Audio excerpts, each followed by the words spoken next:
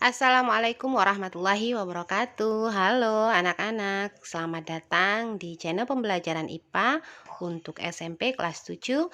Masih tetap bersama saya, Ibu Gina Utari Elgani.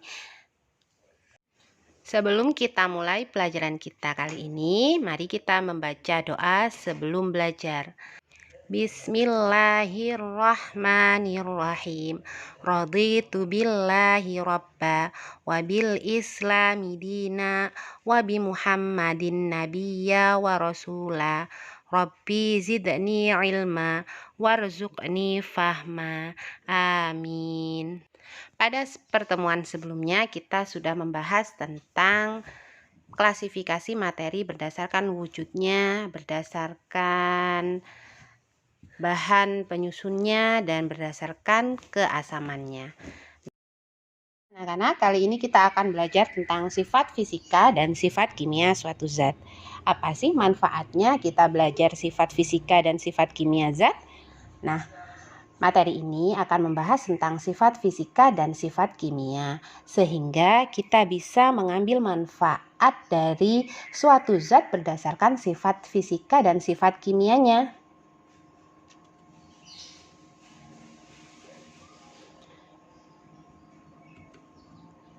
Nah, perhatikan gambar berikut ini. Ini adalah gambar listrik ya, tiang listrik yang dihubungkan dengan kabel-kabel. Nah, ini adalah contoh kabel listrik yang digunakan oleh PLN. Setelah dibuka, tentunya kalian pernah ya melihat kabel yang sudah dibuka. Di sini ada bagian-bagiannya. Yang paling dalam berwarna kuning kemerahan itu adalah inti tembaga. Kemudian dibungkus oleh plastik berwarna-warni yang merupakan isolator terbuat dari PVC insulate. Dan yang terluar ada kadang berwarna hitam, kadang juga berwarna putih, itu adalah pelindung kabel atau isolator. Bahannya sama, PVC atau hampir serupa karet atau plastik. Nah, pernahkah kalian berpikir apa sih yang mendasari pembuatan kabel listrik menggunakan bahan-bahan tersebut?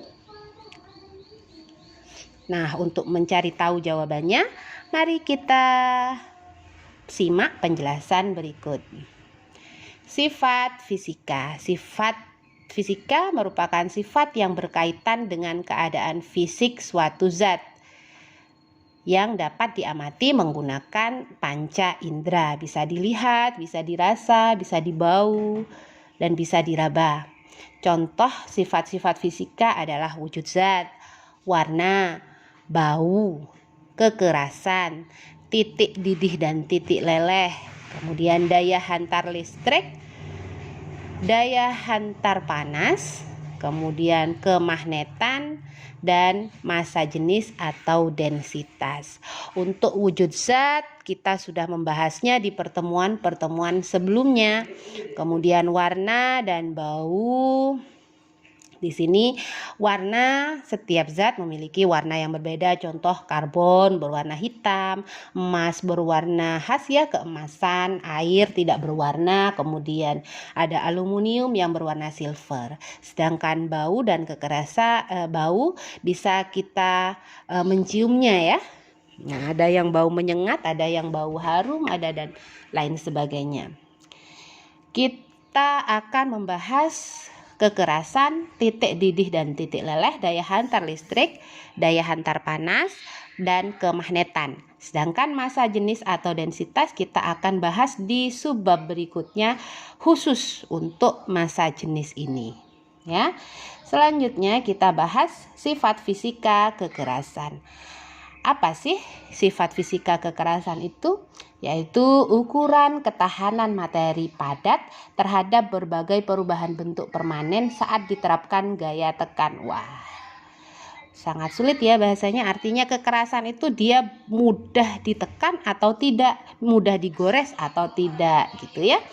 Jadi di sini sifat kekerasan ini ada skalanya, namanya skala Mohs. Nah, di gambar itu sudah ada urutan dari benda yang kekerasannya sangat lunak sampai yang sangat keras. Yang sangat lunak itu talc, biasa dibuat sabun, kemudian gipsum dan lain sebagainya, dan yang paling keras adalah diamond atau intan. Selanjutnya, titik didih dan titik leleh.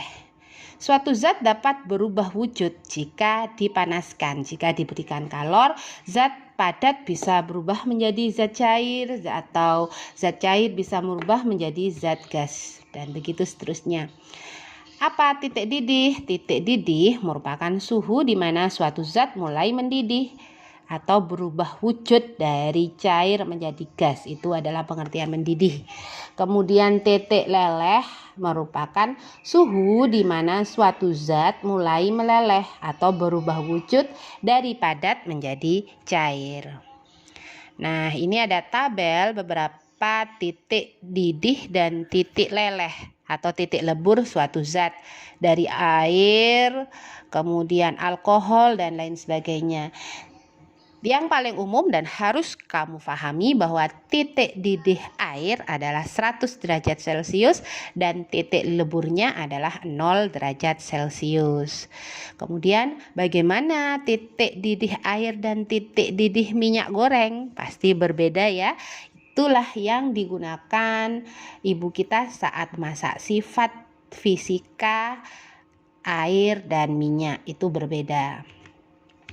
Selanjutnya, daya hantar listrik. Ada 3 bahan, dikelompokkan menjadi 3, yaitu konduktor, isolator, dan semikonduktor. Konduktor merupakan bahan yang dapat menghantarkan listrik dengan sangat baik, sedangkan isolator tidak dapat menghantarkan listrik. Ada 5 bahan konduktor, yaitu silver, gold, copper atau tembaga, kemudian air laut juga bisa menghantarkan listrik. Dan yang tidak bisa menghantarkan listrik ada rubber atau karet, gelas, minyak, kemudian intan dan kayu yang kering. Tidak dapat menghantarkan listrik. Inilah jawabannya mengapa kabel listrik yang dalamnya terbuat dari kawat tembaga, sedangkan di luar terbuat dari rubber atau plastik atau karet. Ya. Selanjutnya, daya hantar panas atau konduktivitas. Panas dapat berpindah dari sumber panas ke benda lain. Misalnya, pada saat kita memasak, bagian panci yang dipanaskan hanya bagian bawahnya saja ya.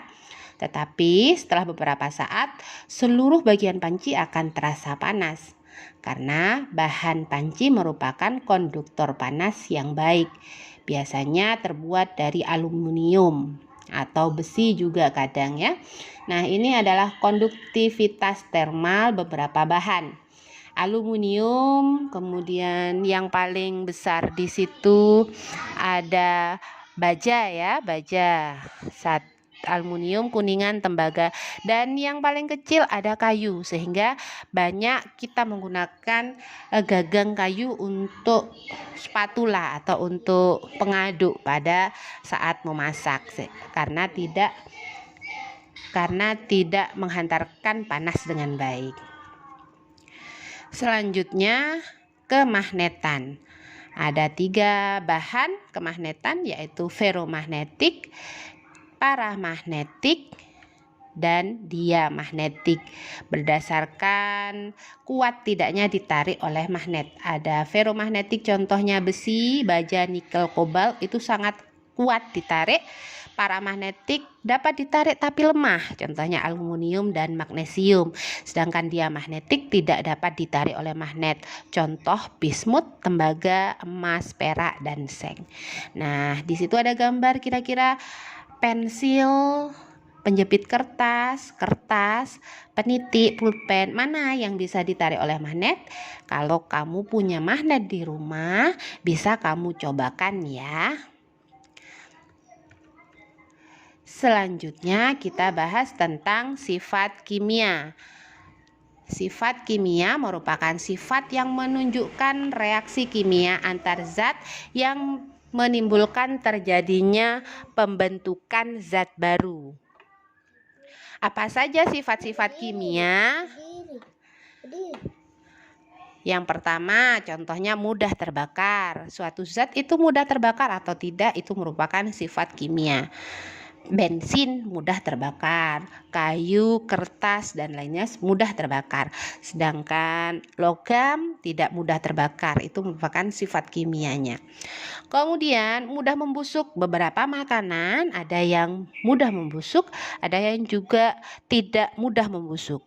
Yang mudah membusuk biasanya makanan-makanan basah ya. Sedangkan yang makanan-makanan kering itu tidak mudah membusuk. Nah, mudah membusuk ini bisa diakali, bisa diakali. Bisa dibuat tidak mudah membusuk dengan beberapa cara pengawetan. Contohnya penggaraman, pengeringan, itu bisa untuk merubah benda yang mudah membusuk menjadi yang tidak mudah membusuk. Selanjutnya yang nomor 3, mudah berkarat. Beberapa logam ada yang mudah berkarat. Besi, jika terkena hujan itu bisa mudah berkarat ya. Kemudian yang keempat, mudah meledak. Ada beberapa zat yang bersifat mudah meledak atau impulsif. Dan yang terakhir, beracun. Beberapa zat akan bereaksi dengan zat yang lain menghasilkan racun yang berbahaya bagi tubuh. Ini contoh gambar beberapa sifat kimia pada zat.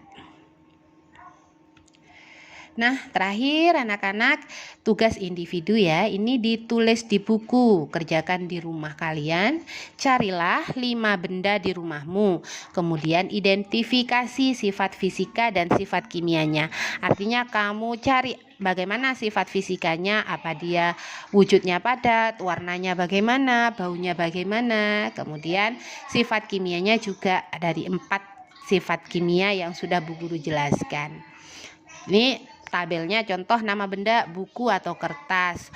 Kemudian bisa kamu juga cari penggaris atau mungkin pisau di rumah, atau mungkin panci ya, panci atau wajan, alat-alat masak ibumu juga bisa digunakan. Bisa kamu identifikasi sifat fisika dan sifat kimianya. Nah, itu penjelasan dari Bu Guru dan tugas individunya. Jika ada pertanyaan, kita diskusikan di grup WhatsApp kelas kita, oke? Dan demikian penjelasan dari Bu Guru. Bu Guru akhiri. Assalamualaikum warahmatullahi wabarakatuh.